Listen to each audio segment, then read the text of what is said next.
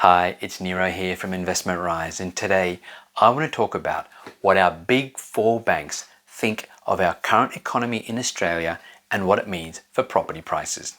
In particular, I'll be referencing what the CEOs of our big four banks mentioned in Parliament earlier this month, specifically at the House of Representatives Standing Committee on Economics. Now, normally, I personally find these kind of hearings and politics in general about as interesting as watching grass grow.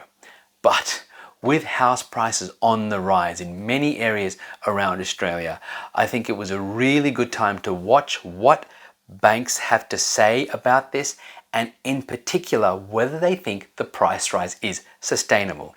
After all, house prices are highly dependent on banks and lending standards. People can only keep buying property if banks keep lending. So you want to know what the banks are up to. In fact, it's doing this level of detailed research that helped me predict that the current property boom started back in October of last year. It helped me correctly predict the property downturn of 2017 to 2019 for the Sydney and Melbourne markets, and even helped me correctly predict the start of the previous Sydney boom back in 2012. Now, as I said, I normally find these hearings about as interesting as watching our paint dry, so I will be sharing only the relevant snippets of what each of the CEOs said about the economy, about the housing market, and in particular, whether there are any causes for alarm. So let's get started by first looking at what the CEO of ANZ, Shayne Elliott, had to say. As we sit before you today, we are facing the most positive economic conditions that we have seen in the 6 years this committee has been inquiring into the major banks. While many are doing it tough, including CBD businesses, Australia is emerging from one of its hardest periods quicker and stronger than many expected. This year, GDP should grow by 4.8%, while the number of employed reached a record high in March. ANZ job ads are up 23% on their pre-pandemic levels and are at a 12-year high. Although some will sadly continue to suffer from the loss of work and income, we expect unemployment to fall to at least 5% by the end of 2022. Now, let me take a break here to share something.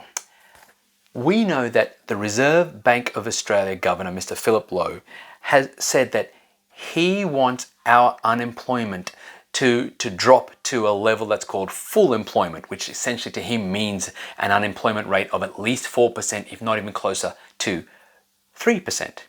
Now, according to the ABS's most recent media release, unemployment is sitting at 5.6%. So consider this. ANZ CEO says that he expects unemployment to go from 5.6% to 5% only by the end of next year. So in other words, he's saying it's going to take over 18 months for unemployment to fall 0.6%. But from that level, it's still got to fall at least another further 1% before the Reserve Bank will even consider interest rates rises. So from that, I think it's pretty clear that interest rates being this low, it's going to continue that way for quite some time, and there really isn't any major risk in terms of whether the RBA is going to increase the cash rate. And that suggests to me that property price rises are here to stay for some time yet, but we'll come back to that in a moment. Let's keep going with what ANZ CEO Mr. Elliott had to say. Business confidence and consumer sentiment are both strong. Resources and agriculture have seen significant export demand, and although the mix of consumer spending has changed, it has largely gone back to pre-pandemic levels. Much of this positive economic story is testament to the character of Australians and the fiscal and health responses of our governments. The housing market is another sector showing robust activity. He then goes on to say, and I think this part is really key, we agree that price increases need to be watched and credit standards maintained to ensure the financial system remains stable. This story contrasts to when I appeared before you in September and our attention was on the repayment deferrals.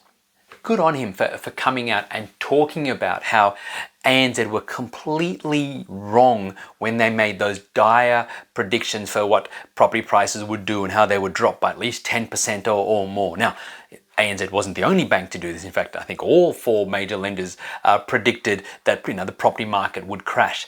But at least Mr. Elliott gives some justification for the reason why he made and the bank made those predictions. Over the last year, ANZ has provided around 96,000 payment deferrals on home loans worth $33 billion in Australia. Almost all of these customers have resumed paying their loan. Yes, that means that despite all the economic difficulty we've gone through, there are very few mortgage holders currently struggling with their mortgages, which means that there'll be very few distressed sales. So, translation, if you're still waiting for this property crash to come, I'm afraid it seems like you're out of luck. In fact, a different article from the Sydney Morning Herald paints this in black and white. ANZ Bank Chief Executive Shayne Elliott on Friday said the lender was forecasting 17% growth in house prices this year across the country.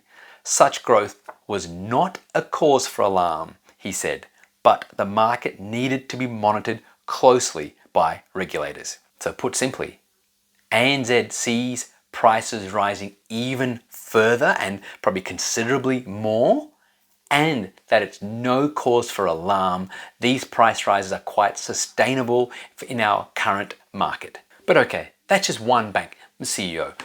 Let's now move on to what the NAB CEO had to say. This is an article again from the Sydney Morning Herald, and it says, "Supply is restricted. NAB chief calls for faster housing approvals." The boss of one of Australia's biggest banks is urging state and territory governments to revamp planning rules to encourage more housing development amid forecasts of double-digit price growth for 2021. NAB Chief Executive Ross McEwan told MPs at the House of Representatives Standing Committee public hearing into the banks on Friday that while he strongly supported first home buyer incentives, the lack of new homes was an unsolved problem for housing affordability. "We know supply is restricted and the states need to streamline approval processes for land development and residential construction," Mr. McEwan said. "Without decisive moves to increase housing supply, demand-side incentives will inevitably act to push up house prices further and faster." He then goes on to say that he expects price growth to be 10% or higher across the country. But to prove that this price growth is actually sustainable and not just some sort of temporary bubble, he goes on to say, despite the strong price growth, he said, many customers were paying down their mortgages ahead of schedule, which would limit growth in the bank's loan book. So we have this really unique situation where prices are rising across many areas in Australia, being driven by low interest rates and demand far outstripping supply. But it seems like, according to NAB, people are paying down their mortgages ahead of schedule, which means then that there is no, or very limited risk rather, of people defaulting on their mortgages, because if you're ahead of schedule, well, and even if interest rates was to rise, 2, 3, 4 years down the track, you're ahead of schedule, so there's very, very little risk of defaulting on mortgages, which again just goes to show that this current price rise is actually very, very sustainable. Let's now move on to CBA's CEO, whose comments were mentioned a bit later on in the article. During a public hearing on Thursday, Commonwealth Bank of Australia Chief Executive Matt Coman said property prices were likely to rise 10% in 2021 before continuing to increase, but at a slower pace in 2022.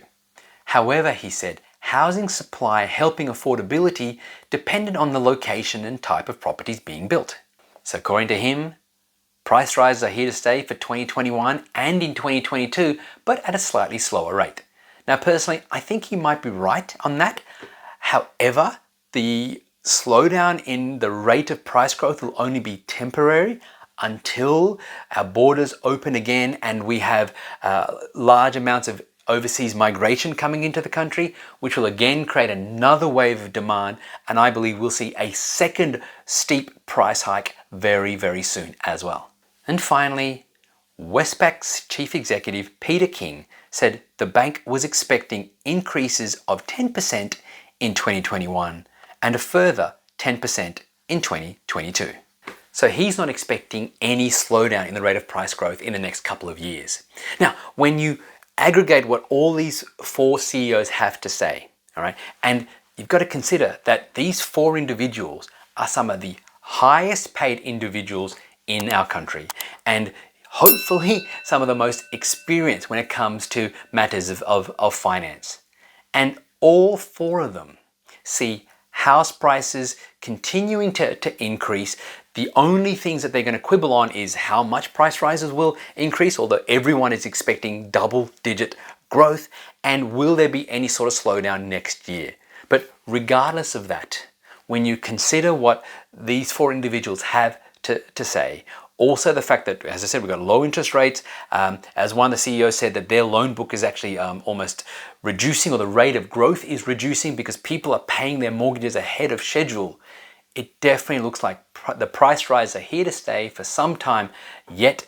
And so if you're an investor and you're thinking about, well, should I be getting into the market right now or should I wait? When you consider what these four CEOs have to say, it certainly seems like the longer you wait, the higher prices will be and the more equity growth that you will potentially miss out on. Hey, thanks so much for watching. If you found this video valuable and you're thinking you might like my help to help you find an investment property, then head on over to nerocall.com to discover our unique 5-step process that's helped my private client group purchase now well over $66.2 million worth of property. And then if you like what you see, you can book in for a half-hour phone consult with me personally. Either way, thanks again for watching.